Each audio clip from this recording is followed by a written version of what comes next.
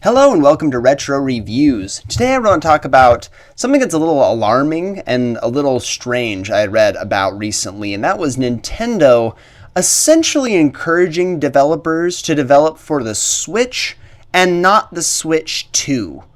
This is a really weird story, so I wanted to kind of dig into it and see what I could find about it. And apparently, the reasoning for this is that development kits are not really going out to people very often, and that it's really hard to get a hold of development kits.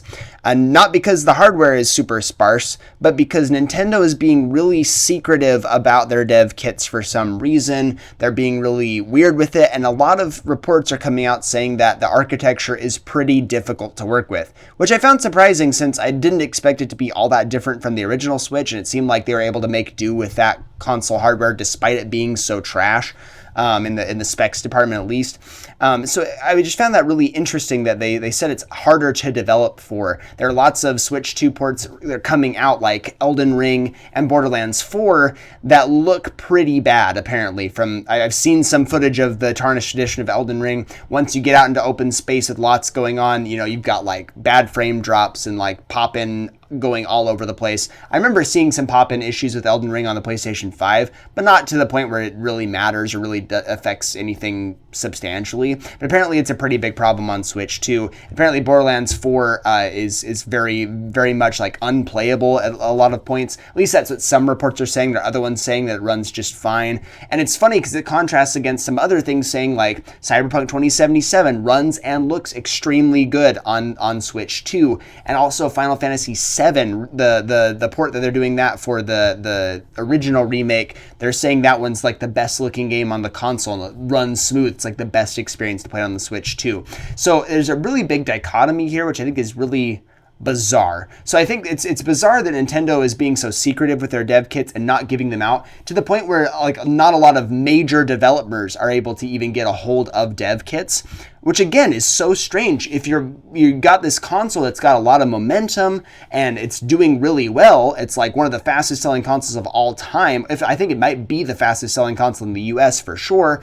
Why not be pushing devs to make games for the Switch 2? You're gonna lose all your steam. I think that's just such a strange call from Nintendo's part here. I don't know if it's because it's hard to work with, so they're just doing people that they know that can do a great job with it. I don't know what the deal is, but we've seen a lot of inconsistencies across the board. I think generally the Switch 2 versions of things, at least from Nintendo's side, have been fantastic. But even like a lot of third-party releases I've seen, Sonic Cross Shadow Generations and some of the other ones like the Yakuza game and everything, apparently run just great. They look and run just fine on the Switch 2, despite the key card situation and everything like that. Random side note here on that one, Cyberpunk devs really wanted to put their game on the cartridge. I thought that was the important thing to do.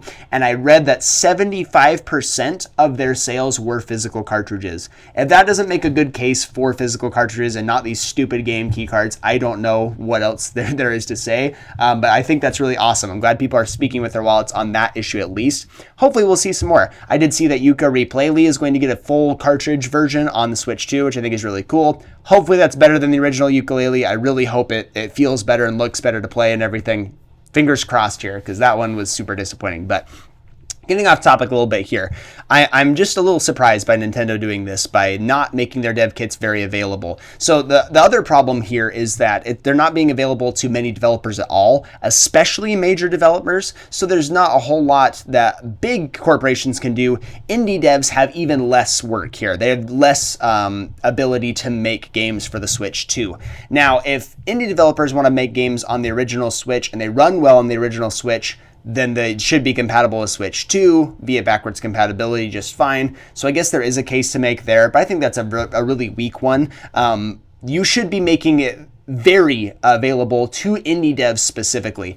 If you're not going to make it available to the big ones, indies were the lifeblood on the original Switch. Like, you have your killer apps for sure. You've got your Mario Kart 8 Deluxe, you've got Smash Bros, you've got Breath of the Wild, you've got Mario Odyssey. You had a ton of heavy hitters on the original Switch, but the lifeblood was absolutely your indie games. Those little things that were really inexpensive, really accessible. They're porting tons of these older classic games on there. That was the lifeblood of the Switch. It was the same thing on the Vita. The Vita thrived because of indies. Like, that was the only reason it had any momentum at all. Despite not selling super well, it did have some steam because of the indies, because it's a great console to play indie games on. So to make it so that your developers can't produce for the Switch 2, I think really hamstrings you. We have stuff like Blueprints that is phenomenal. A lot of people are raving about that. That's not available on Nintendo Switch because probably because the dev kits aren't available for them. So I think this is just a bizarre move to have your brand new flagship console and then to be doing these boneheaded moves like raising the prices on the original Switch and then telling devs to make games for the original Switch.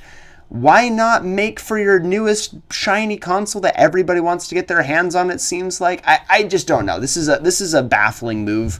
I think this is really bad for Nintendo, especially they're going to lose their Steam, like I've mentioned before. But it's also bad because they're just not going to have the install base. People are not going to be wanting to jump ship from their original Switch if they're not making games for the Switch 2. Even worse, this is going to drive off your third-party support. They built up quite a bit of third-party support on the original Switch, despite the hardware being kind of trash, and that was really impressive. And you thought you'd carry that over to the Switch 2 and get some big heavy hitters. We got Cyberpunk 2077. We're getting Final Fantasy VII.